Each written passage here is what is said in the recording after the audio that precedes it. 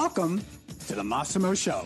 Hey, this is Rod Massimo with the Massimo Show with the one and only Wes Schaeffer. On the last episode, Wes talked about what he did early in his career and yes, the ups and the downs.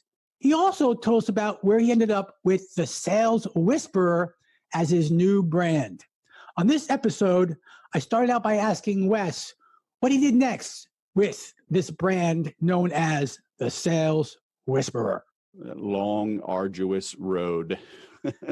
I mean, when I bought it then, I didn't know anything about, I'd never built a website, didn't know anything about WordPress or hosting or SEO or any of that. And it was actually a couple of years before I even had a site. A friend of mine hard-coded a little 5-page website in Adobe Dreamweaver and gave it to me. I couldn't edit it, couldn't even log into it. 2008, I go to hear Dan Kennedy speak, and he's an author, a direct marketer, and I run across this company, Infusionsoft, that he was an early investor in. I was like, man, I got to get this automation stuff for my business. And when I went to get certified with them, my peers, they were all technical people. They're showing me like over dinner how to build a Weebly website for free. So I could copy and paste the HTML code of a web form from the software so I could pass the certification, right? So, I mean, like, it's kind of like taking a calculus class, but you haven't even had algebra, right? So I'm like, I'm learning calculus and algebra at the same time just to try to get through the certification. But I was stubborn. I was determined. By then we had 6 kids and my wife has stayed home for 24 years. So it's like, I had to do things that worked. I think that's a very important point here. I think people are going to miss this. Look, you have 6 kids. Your wife's working at home. You're going out and getting certified on all these different platforms and gaining knowledge, acquiring. How much of your day are you actually sleeping now? Oh, back then, not much. It was hard. It was a lot of worry, anxiety. But what was my choice? I mean, I could have gone back to corporate America, and I actually did. I went back to corporate America a couple times before finally staying on my own. But, you know, I went on my own terms. People knew I had the Sales Whisperer, and they were sales jobs with great money, great benefits, because I knew like I couldn't put my family at risk while I'm trying to find myself. Right. I had to provide for them. And so that was always the top priority. So the big break for me with the company was when I wrote my first book. It came out in 2012. That launched the company and launched us. For the Sales Whisperer, what was the big break that you said, yeah, that one thing really was a catalyst for my growth? Man, there were a couple things early on, right after I got laid off in 2007. A friend of mine that worked at Dell, he gave me a shot to help them with it was called the Sales Process Transformation. They were deploying Salesforce.com and a new sales methodology, and I was able to bring in 5 people for an extended time, and it was a huge contract. And so that was good and bad. It gave me a lot of money, but it put me on the road, so I couldn't develop here locally, right? I didn't have all the automation, everything going on. I didn't really have a foundation. And so it gave me a great foundation monetarily, but I was doing other people's stuff. I was just basically a dancing chicken, right? In front of the stage, just training 20, 30 people at a time, 2 days at a time, twice a week, boom, boom, next. So it wasn't my content. I didn't even agree with all of it, but hey, I was putting food on the table. But because I was gone, the local community misunderstood what I did and who I supported. For many years, this community, thought I just worked with big companies like Dell. It's like the reality was I worked with the small people. So it took a while to turn that around. But then a couple other things started to pivot. One, 2008, when I ran across Infusionsoft and saw the power of automation, saw the power of doing something once and getting paid for it repeatedly. My wife, we still laugh about it because back then Infusionsoft was $2,000 down, $299 a month. That was it. You got a 5-user seat, whether you were a solopreneur or 100-person company. But as an affiliate, as a certified partner, you got a 20% recurring commission on that business. So, it's $60 a month. And my wife was like, you're excited about $60 a month? But selling to small businesses, there's 23 million of them. I'm like, we can sell to a lot of people. And then when you go sell hundreds of those, right? So not only are you getting that $2,000, you're also getting $60 a month recurring, So if you sell 100 of those, right? Well, that's $6,000 a month every month for as long as they keep that software. And so when you sell 100 in a year and you do that multiple years in a row, the recurring commission checks were huge, and not counting the upfront. Plus, they would need additional work, project-based, and then they'd hire you to come speak or whatever. So the residual and tangential business that propagated from that, it was the gift that kept on giving. Let me ask you, when someone listening to me saying, I should get Infusionsoft. First of all, we run the entire company of all our folks across North America, our coaches on Infusionsoft, and we have for at least 10 years.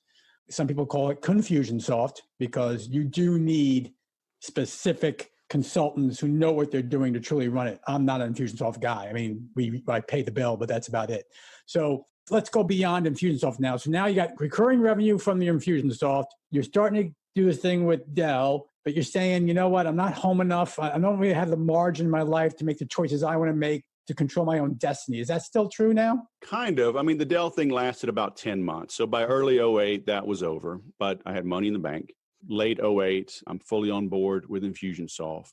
But now the big recession hits. Things are collapsing. All the stupid money just dried up overnight. But I was in a good spot. I was positioned. I was starting to understand this technology thing. I was understanding web design, SEO, funnels, lead magnets, conversions, blah, blah, blah. And people were hungry for it. People were getting laid off. So they're like, let me dip my toe in the water, this entrepreneurial thing. Other companies, like, we got to make ends meet. We got to be efficient. So they were looking for this automation thing. And I was one of the few in the community back then that was really promoting it. Most of the partners were coders. They were technical people looking to get coding business from existing customers. I was not a coder. I was a salesman. So I'm making content for the entrepreneur to make the right decision to buy the software. And because I'm a salesman, because I'm an entrepreneur, because I'm good with people, I did training in the Air Force, I understood just intuitively and through a little bit of study how to make complex topics understandable. And so while people were making, 30-minute videos on the code, I'm making 3-minute videos on like, hey, here's the hidden button. Because it's, imagine like talking to Tiger Woods, like, hey, Tiger, I'm on this fairway bunker. I got 205 yards, water all along the right. What do I do? Oh, yeah, just hit a 7-iron. Can we go a little bit more high? And I'm getting into what's the lie? What's the bounce? What's the wind? What's the green? Where's the hole, right? I'm going. So I would make 18 videos on that one shot, right? So you could then pick, is your struggle with putting? Is your struggle with wind? Are you hitting it too high, too low? Do you hit it thin? Do you hit it fat? So then you could pick and choose. So now, you don't have to watch 30 minutes of this thing or just 1 minute. Oh yeah, just hit it hard. What does that mean? And so by being very detail oriented, I was getting ranked. And so people would find me. And because I knew how to sell, I'd have a 30-minute call and make a sale. Others were having, 3 2-hour calls over a month and still not making the sale. I always remember these technical people coming up to me and like, how do you sell so much? And I'm like, that's like me asking you, how do you code so much? Right? I don't know. I've done it a long time. Right? And if you stick with something long enough, hopefully you get good at it. And there was no magic pill. There was no aha moment. It was just grind. Right? I was available all the time, but I leveraged technology. One thing about me is that like I'm an efficiency freak, like almost like OCD level. If I see something that's redundant, that's tedious, that's unproductive, I'm like, why am I doing this? Do I have to do it? Can I figure out a way? Is there some software I can buy? Is there something I can build it in Infusionsoft or HubSpot or Zapier or whatever? I don't want to do this again. So I was good at detaching, right? And looking at the big picture and saying, all right, what's going on here? And so because of that, I've stayed very lean. People think I got this huge company. It's like, nope, I don't. So how big is your company? I have no employees. Do you have any support? I got a lot of support. Everybody's contractors, right? But I have like small armies I can call in for API development, for website development, for copywriting, for Infusionsoft, for HubSpot. I know who to call. I assign it out, quality control it, go back and do jujitsu. We'll get to that. Wes, I'm the same. I have 40 folks in my organization, only 2 employees, myself and my wife. And so sales, marketing, coaching, technology, everything's a contractor. I love the model. I love the scalability. So I applaud you for that as well. So here's what we're going to do. We're going to come back in a second. Wes is going to share a couple of key things you should think about when selling. Plus, we're going to also talk about a mistake he made in a TED Talk. So we'll be back for that in a few minutes. Welcome back to the Massimo Show with our special guest, the sales whisperer, Mr. Wes Schaeffer. So Wes, there's a lot of folks out there that, like you said, aren't natural salespeople, right? They're running their own companies. The technicians that are trying to sell in the E-Myth perspective. So help us out here. When I was reviewing the book, I looked at a couple of things. One thing I love was drop the cat in the punch bowl. Drop the cat in the punch bowl. I said, what the heck? So I remarked that. I love that. So can you help us understand, what does that mean? Drop the cat in the punch bowl? So that's Steve saying, that's the guy I partnered with years ago. It's, Southerners just have a way of saying things. My dad would say, tell them how the cow eats the cabbage. It's just like, just get it done. Rip the Band-Aid off. Tell people exactly how it is, what you mean. And then they got to make a decision if they want to move forward or not. But don't beat around the bush. Just tell them how it is. Okay. So let me get another one. You don't believe in follow-up calls. I saw that one, which I loved, by the way. We preached the same thing. So what's the problem with what we call the chase?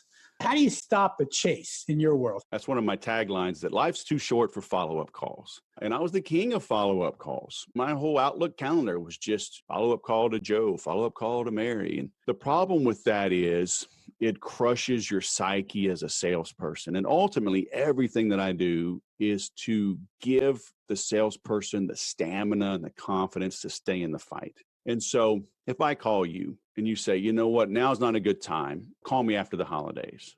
Hey, I understand. Be happy to call you after the holidays, after Thanksgiving, after Christmas, after the New Year's, after Valentine's Day, after St. Patrick's Day, like what holidays? Yeah, just Thanksgiving. I just got a lot of work. Okay, like Monday?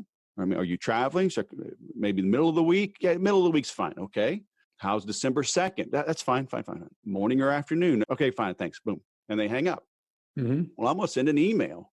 Yep. Hey, thanks for taking my call. I understand you're busy. Hey, happy Thanksgiving. I got us down. Here's the calendar link. We'll go ahead and use my Zoom, blah, blah, blah. I'll send you a reminder as well. Maybe a few days before that, I send an outline, send some talking points, make sure that we're still on. Okay. So if they don't show up, or if I just am calling and the executive assistant answers, Mr. Importante's office, how may I help you? Yeah. Is Joe in?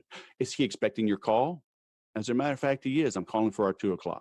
Oh, hold the line, please. Mm-hmm. Okay, that's not a follow-up call. That's an appointment. It's an appointment. Okay. And people say, oh, that's just semantics. You're just splitting hairs. Like, no, I'm not. We see it all the time. My inbox is full of them. Oh, hey, I'm just calling to follow up to see if you got my email. Just calling to follow up to see if you got the webinar invitation. Just calling to see what you think about the proposal. I was non-committal. They sent the proposal anyway. Okay, thanks. I'm going to shop this thing around if I even look at it. You have no moral authority to get me on the phone to do what you need me to do to move this sale forward, because you didn't take the time up front to lock me in, or even give me a chance to say no. That's what people don't understand. Hearing no early is a victory. Okay. Carrying some pie in the sky deal on your pipeline and having this, 3X pipeline and blowing smoke up your boss's butt and blowing it up your own butt doesn't help anyone. Okay. Get to know. Hear no early. Now you know what you got to do. Okay, that 3X is really 0.75X. That means I got to go 25% more deals. I better start hustling. Mm-hmm. So life's too short for follow-up calls. So don't believe in follow-up calls. No such thing as follow-up calls. Appointments is a huge differential. Thank you for that. Hey, Wes, you are not perfect. Is that a fair statement? You're not perfect? I don't know where you came up with that. One time I thought I made a mistake, but I was wrong. Well, as I shared before, Wes, I would tell you, I launched this company in 2009, and I put out to a certain audience this arrow extending to the skies, and I wrote, if you hire the Massimo Group, your business will soar. Now, Wes, I typed soar, S-O-U-R. Right? So yes, if you hire the Massimo Group, your business will sour, is how I launched this company. Nice. Nice. Yeah, really nice. And the best part was people called me and said, hey, how can you help me?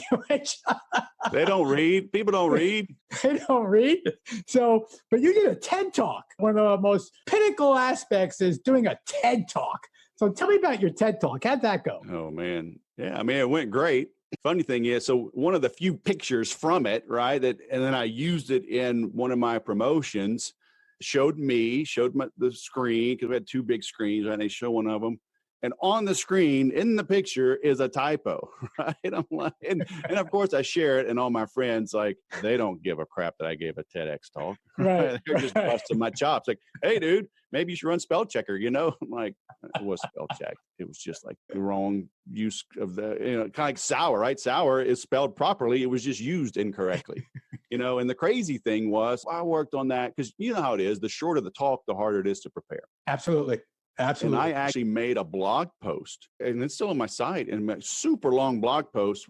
I went through, basically built out my slides as a series, just a long post. I gave it twice as a free webinar. I'm like, look, people, no strings attached, no upsell, no hidden motive. I just need to give this a couple times to work on my timing. So please hop on. I'm just better if I have a crowd, right? And they weren't huge. I don't even remember. 10, 15 people show up each time, maybe 30. But it let me go through it, get the timing. And these are people that obviously knew me. I knew most of them. So I had the chat open, like, what do y'all think? Blah, blah, blah. So all of that, and there's still a typo in it. But you survived. Oh, yeah. Yeah, because, it's minor. Most people don't care, man. It's all about the content. Right? Are you connecting? Are you hitting that nerve? If you find something that people are passionate about, get them emotional, get them engaged, involved, you can do whatever, man. It doesn't matter. That if you can scratch that itch, make that pain go away, they're all yours. So Wes, a lot of folks will listen to this podcast. Let me ask you, first of all, how we connect with you, and they could see what you offer, obviously, on the various locations and sites, but what's the best way to connect with the Sales Whisperer? The best is just go to the website, thesaleswhisperer.com. From there, if you look at the contact us, if you look in the footer, I have links to everywhere. I'm on LinkedIn, I'm on Twitter, I'm on Instagram, I'm on Facebook, and it's not a VA answering for me. So if you reach out, if you send me a connection request on LinkedIn, I'm the one accepting it and saying hello. My phone number's on there, and it's my real cell phone number. You can text me. If you're polite, if you're not pushy, you'll actually hear back from me. And so there's all kinds of free tools on there, the CRM quiz, the sales podcast, all types of free giveaways. So just start there and start hunting around. And if you get stuck, just hit the contact us and I'll be in touch. Fantastic. And a final question before we let you go. What's the next big thing for the Sales Whisperer? Man, I'm actually still, like I said, I'm an efficiency freak. I am working on a new program. I've never niched. I've always just helped entrepreneurs and salespeople, humans sell to humans. Mm-hmm. But I've had a thing in the background for far too long, literally, 9 years at least, focusing on high-tech salespeople and business owners.